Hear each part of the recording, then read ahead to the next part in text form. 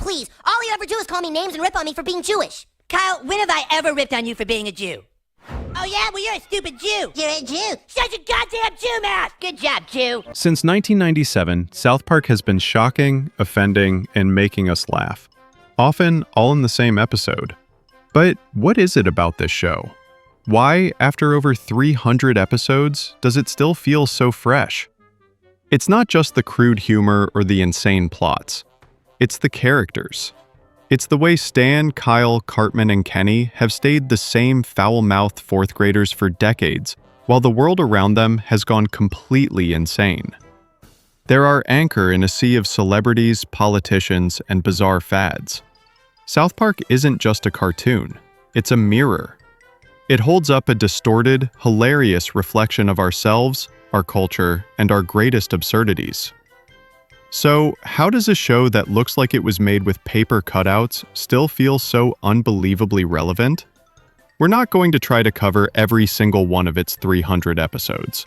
Instead, we're going to dive into the journey, how it evolved from those hilarious crude beginnings through its golden years of satire and into a modern cultural powerhouse that's still surprising us today. But before we get into the video, kindly subscribe to Animated Memories. Eric, stop acting like a spoiled brat. You can either have the Toshiba handybook or you can have nothing at all. Oh, I've got a better idea. Why don't you go across the street and buy some condoms? Because we should at least be safe if you're gonna fuck me, Mom. Eric? You might as well go buy some cigarettes too, because I like to have a smoke after I get good and fucked. You wanna fuck me, Mom? Just say so. Go ahead, here. Huh? Go ahead. Before we break down the different eras of South Park, we need to talk about the guys who made it all possible, Trey Parker and Matt Stone. Since day one, these two have been the heart of the show. What makes them stand out from almost every other creator is their mentality. They've never chased trends, tried to please everyone, or played it safe. Their philosophy has always been simple. If it makes us laugh, it goes in the show. That mindset is why South Park has never been afraid to push buttons, dive into controversial topics, or roast literally anyone. Celebrities, politicians, entire groups, even themselves. The speed they work at, the independence they protect, and the fact that they just don't care who they offend. That's what shaped the show's identity. And that's why each era of South Park feels so distinct. Every shift in the series reflects not only where the show was at the time, but also where Trey and Matt's heads were at creatively.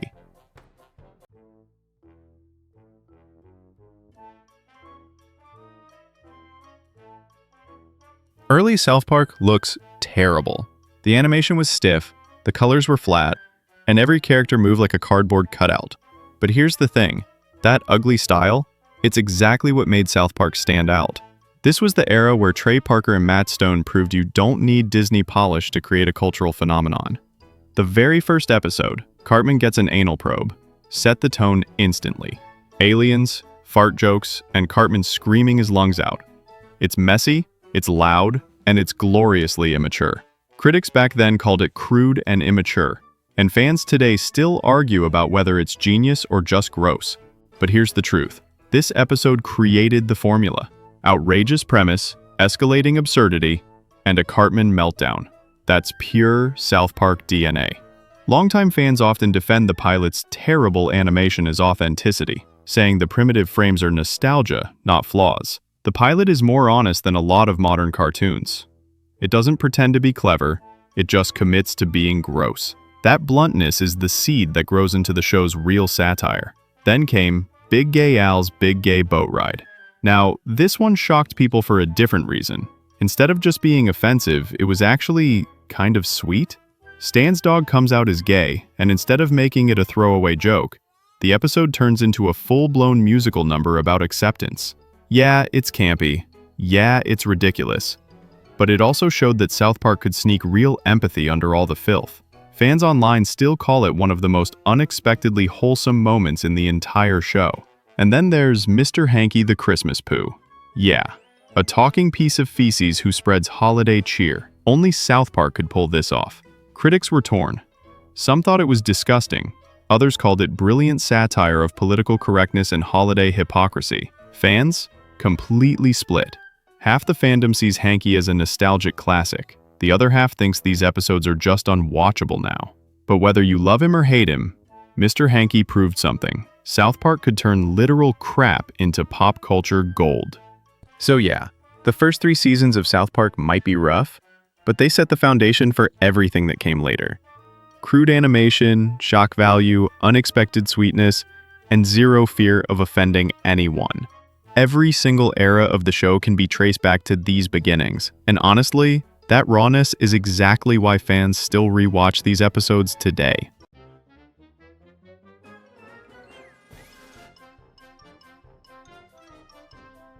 If the first 3 seasons were the warm-up, seasons 4 through 8 are where South Park hit legendary status.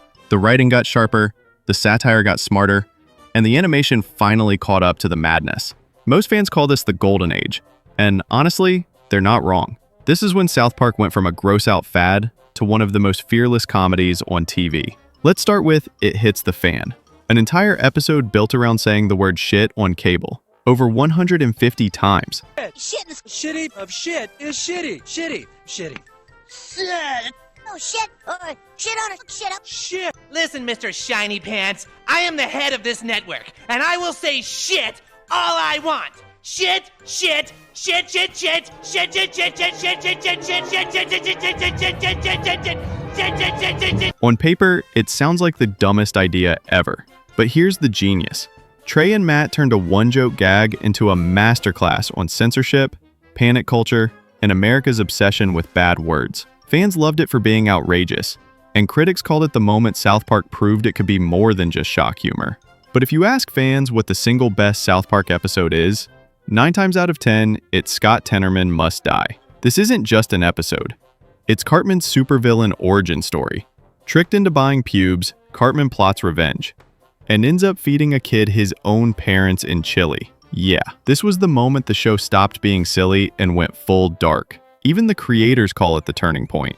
It's still the ultimate Cartman is pure evil episode, and fans online call it one of the greatest dark comedy episodes ever written.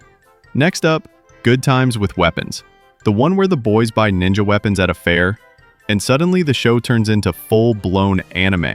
The animation parody is brilliant, but the real joke is how the boys' imagination makes everything feel epic, until reality crashes back in. This episode has fan-favorite status for a reason.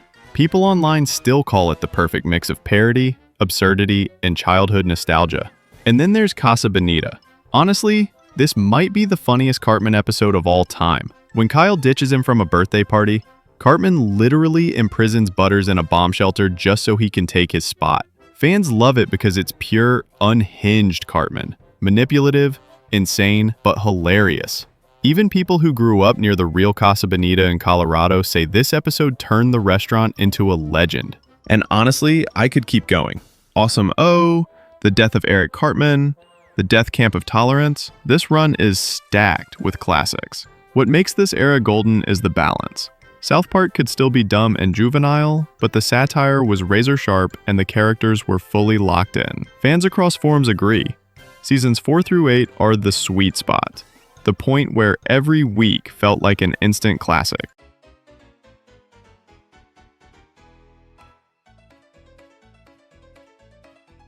If the golden years were about perfecting the formula, then seasons 9 through 15 were about South Park becoming the sharpest weapon in pop culture. This is the era where Trey and Matt went after everybody. Celebrities, politicians, religion, video games, nobody was safe. And thanks to their insanely fast turnaround time, episodes felt live, like they were reacting to headlines the same week. That made South Park feel dangerous, and fans loved it. This one is iconic. Make love, not Warcraft. South Park takes on online gaming addiction with one of the funniest and most accurate parodies ever. They even worked with Blizzard to get custom in-game footage, which was a huge deal back then.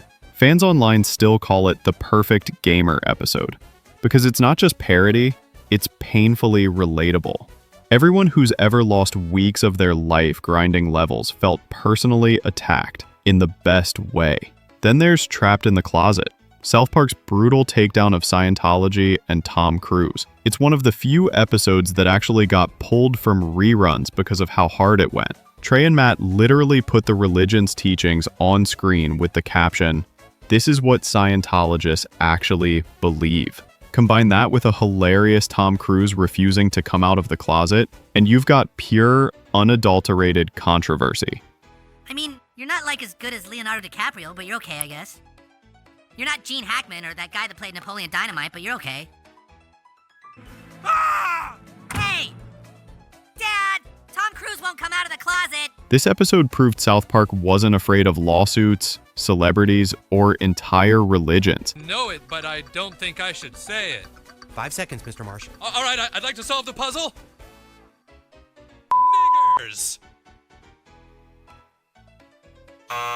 This one pushed the absolute limits of what could air on TV, with apologies to Jesse Jackson. Randy blurts the N-word on national television, and the whole episode becomes about how society reacts to the word. It's shocking, it's uncomfortable, and it's razor-sharp social commentary.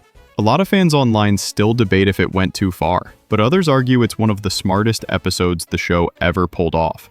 Either way, it proved South Park was willing to tackle race head-on, in a way no other comedy dared. And then you've got the Imagination Land trilogy, basically South Park's version of a blockbuster movie, with terrorists invading the world of imagination. Every fictional character you can think of shows up, from Aslan to Freddy Krueger. Fans loved it because it blended pure nonsense with sharp commentary about fear, security, and government overreach. To this day, people online still rank it as one of the most ambitious South Park stories ever. This whole era made South Park feel like weekly must-watch TV. Whether it was Kanye as a gay fish, Al Gore screaming about Man-Bear Pig, or roasting Sarah Palin during the 2008 election, Trey and Matt were in their prime. Fans across forums agree, this was South Park at its boldest, using animation as a live wire to take on the biggest names in politics and pop culture.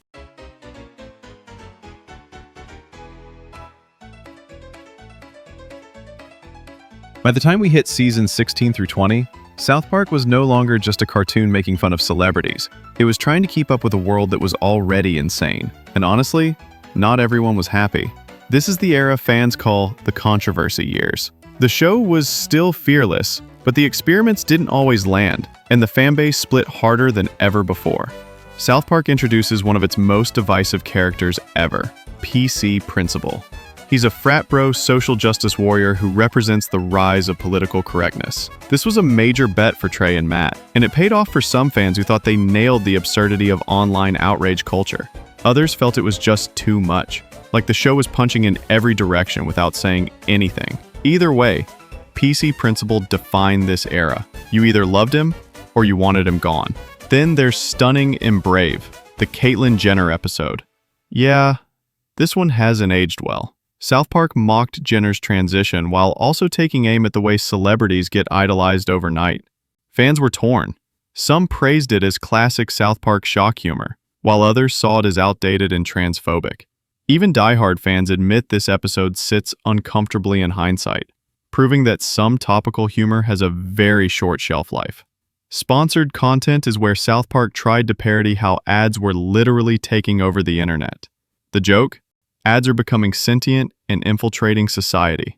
On one hand, it's clever and ahead of its time. On the other, fans felt the metaphor was stretched so thin it stopped being funny. This is the era where people started asking, is South Park too focused on being topical instead of being timeless? But the biggest gamble was season 20. For the first time, South Park went full serialized. Every episode connected into one long story. It had member berries, Garrison is Trump, and the collapse of the internet. Sounds bold, right? The problem was the 2016 election. Trey and Matt expected Hillary to win, so when Trump actually did, the entire season fell apart. Fans online still call season 20 a disaster, proof that South Park's weekly, reactive format just couldn't keep up with real politics. So what's the verdict on season 16 to 20? For some, this era is underrated, smart, daring, and brutally topical. For others, it's where South Park lost its edge, relying too much on politics and not enough on timeless comedy. Either way, it proved the show wasn't invincible. And it set the stage for a massive question. Could South Park bounce back?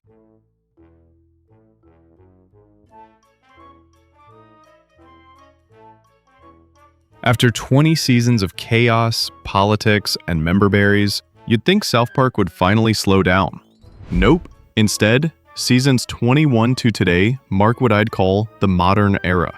This is the phase where South Park reinvents itself, sometimes clumsily, sometimes brilliantly, but always proving it still has a place in pop culture. One of the biggest shifts, Randy Marsh becomes the star. The whole Tegrity Farm storyline turns him into a weed farmer, and suddenly, the show's humor revolves around corporate greed, weed culture, and Randy's total insanity. Some fans love it, calling it a fresh direction and pointing out that Randy is the perfect vehicle for mocking corporate America. Others, they're tired of Randy hijacking the show, believing it's lost its focus on the boys. Either way, Tegrity became the undeniable backbone of modern South Park. Then came the pandemic. Most shows shut down, but South Park dropped full-length specials about COVID, vaccines, and QAnon. They weren't just episodes, they were cultural events. Millions tuned in because South Park was one of the only comedies directly tackling 2020 in real time. It was the perfect return to the show's fast, reactive format, proving it's at its best when it's just doing what it wants. But the real surprise was the post-COVID movies on Paramount+.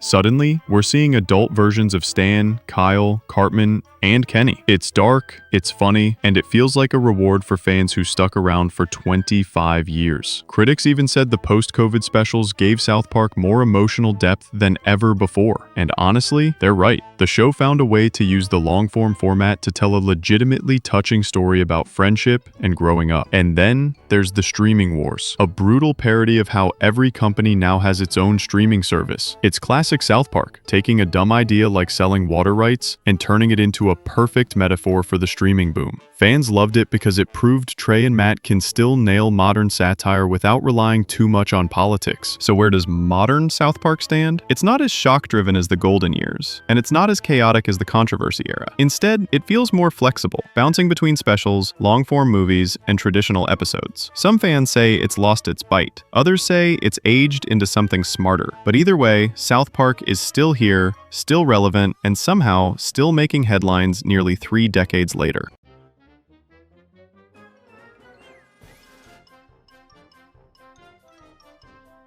Now, we can't talk about South Park without talking about censorship. For a show built on offending everyone, there are still episodes that were considered too hot for TV. These banned or heavily censored episodes are infamous, and they've become a core part of South Park's legacy. First up, Super Best Friends, an Avengers-style parody with religious figures teaming up to fight evil. Sounds harmless, right? But the problem was Muhammad. When the episode first aired in 2001, it ran completely uncut. But after a period of backlash, Comedy Central made a decision that would forever change how the show was viewed. They banned reruns and streaming versions. Today, it's basically impossible to watch legally, making it one of South Park's most sought-after lost episodes. Then, you've got the infamous two-parter 200 and 201. South Park tried to bring every celebrity feud back in one giant anniversary special, with Tom Cruise leading a lawsuit against the town. But again, Muhammad was the issue. After extremist groups made credible threats against Trey and Matt, Comedy Central censored the episodes into oblivion. Muhammad's image was blacked out, his name was bleeped, and the episodes were pulled completely. Even hardcore fans had to hunt down bootleg copies just to see what really happened. It was a massive moment that blurred the line between satire and real-world danger. This wasn't just censorship, it was a surrender to fear. For the first time, a real-world threat was able to silence the most outspoken show on television, proving that sometimes, even satire has its limits. Dude, you are in a fudge factory packing fudge. Oh, that does it. I will sue you! For what?